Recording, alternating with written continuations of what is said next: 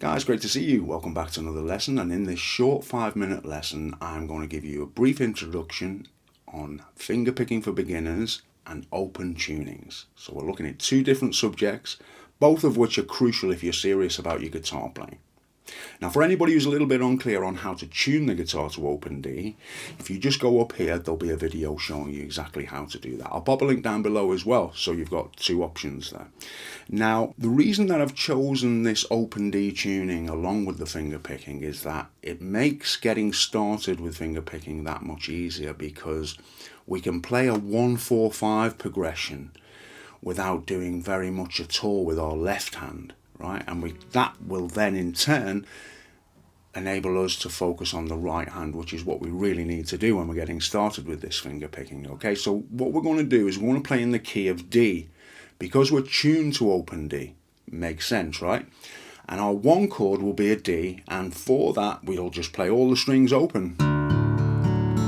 This hand completely free for our one chord, which is, as you can see, one of the main reasons for doing this. Now our 4 chord is just a bar right across the 5th fret. That's a G chord. And if we move that up 2 frets to the 7th fret and bar it, we have an A chord. Now you can see that that's very, very straightforward and not too much for us to think about. Now, one of the first things we need to do when we're learning about finger picking, which will really help us further down the road, is to play a bass line with a 6-4 pattern. Now you can see this hand is completely free, and we can just focus on getting that nice and solid, right? That's our one chord. Now our next chord, as we know, is going to be the 5th fret barred. We do exactly the same thing, off again, and then we go to the 7th. 5. Okay, now I might be making it seem easier than what it is, and if you haven't done this before, then you'll have to practice it a little bit before it sounds like this perhaps, but that's the name of the game, right? You'll know that already if you've been trying to learn guitar. Now, one thing I like to do when I'm playing this bass line is to make it sound a little bit more musical when I'm on the 4, rather than just playing the 4 straight like that. I like to brush it like this.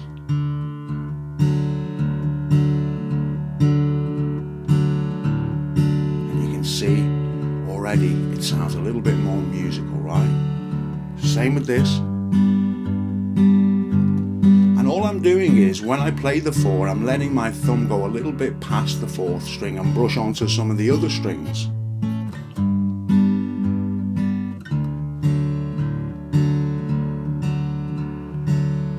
So as you can see, that is very much a first step. We need to be able to do that without dropping a beat before we can really think about doing other things. Now, once we have that down, we're ready for the next phase, and that's adding additional notes in the top end. It can either be the 1st string, the 2nd string, or the 3rd string. Okay? So the choice is yours, doesn't really matter. All we're focused on is not losing a beat with our bass. Now, what you may find is that the bass starts to wander once you start trying to add these additional notes. So let me show you what it sounds like just with one note added. We've got our 6-4 with a brush. Now we're going to add one note, and that's the bottom string. Now we can go to the bar on the G, 5th fret,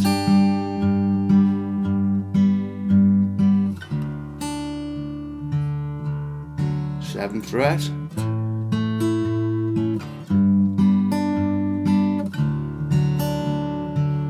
now we'll add 2 notes.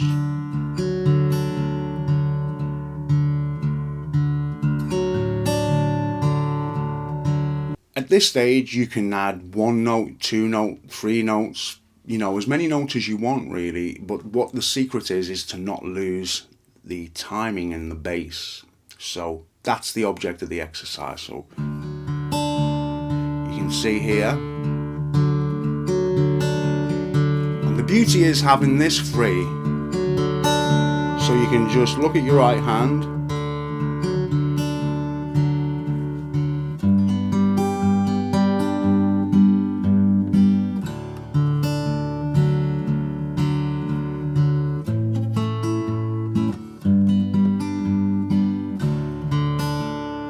Okay, so that's something, spend some time working on it until you get it smooth and you're happy with it.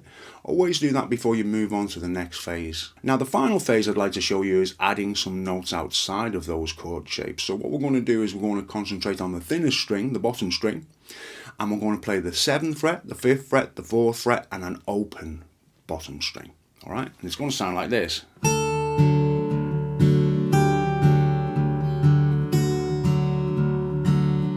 Into the 4 chord.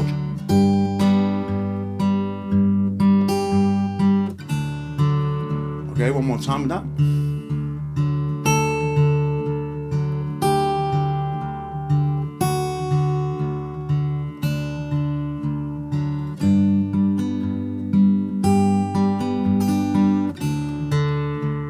Now we go to the 5 chord.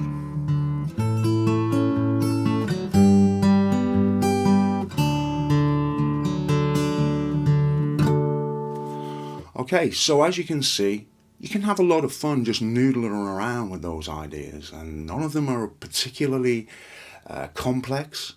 They may be a little bit difficult to get down at first, but rest assured that it's only practice. It's certainly something that you can do if you're prepared to practice.